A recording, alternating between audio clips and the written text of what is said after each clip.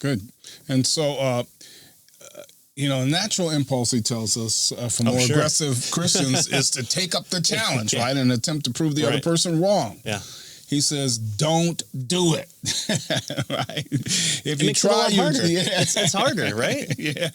He says, if you try to do that, you're just giving him a free ride because now, they don't have to defend their claim.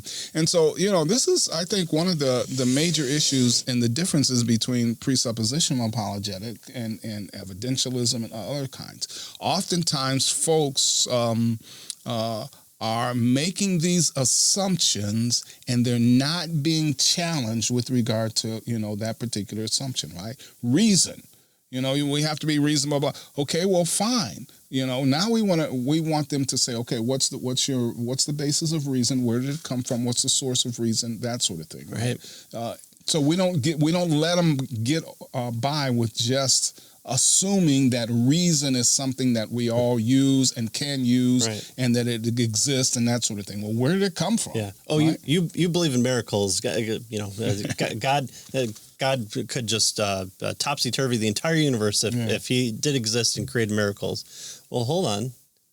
You have to respond to where you think this this standard comes by where we're able to know, future events from past events, or you're the one that's going to have to explain why science is universal, why it can't just change in a universe of change. Yeah. And so again, as Tony was saying, that it puts the same burden on them that they do on you for explaining where your explanatory power comes from. Right. Good. Or, in ethics, right? God is evil. Okay, well, what's your standard, right? How did you come to that? Why is that the standard? Yeah. Right? So using this tactic, what do you mean by evil is perfectly responsible. Yeah. And you are driving the conversation to wanting to ask, well, by your standard, what do you mean something is evil if, the universe winked into existence and there's no lawgiver behind it. What do you mean by evil? What do you mean by that? Yeah.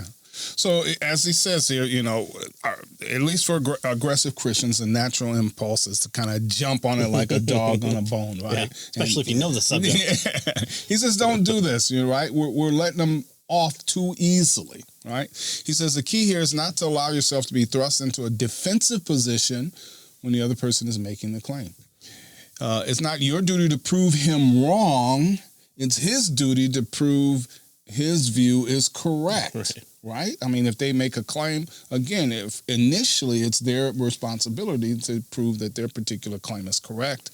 And so don't get trapped into this, I need to prove him wrong, No. They need to prove that their position is correct. So you're reversing the burden of proof, right? Mm-hmm. Right? He says, it's not your job to refute every story a skeptic can spin or every claim he can manufacture, right? You can just keep hitting balls in you and you're just juggling them. Yeah. If he makes the claim, then it's his responsibility to give reasons why anyone should take his claim seriously. Don't allow yourself to be thrust into a defensive position if you're not advancing a view. Place the burden of proof where it belongs on the one who's making the claim. No more free rides. Yeah. That's the rule from now on. All right. Good. So what do you mean by that? Asking questions, you're advancing the plot. And so that's what we're doing.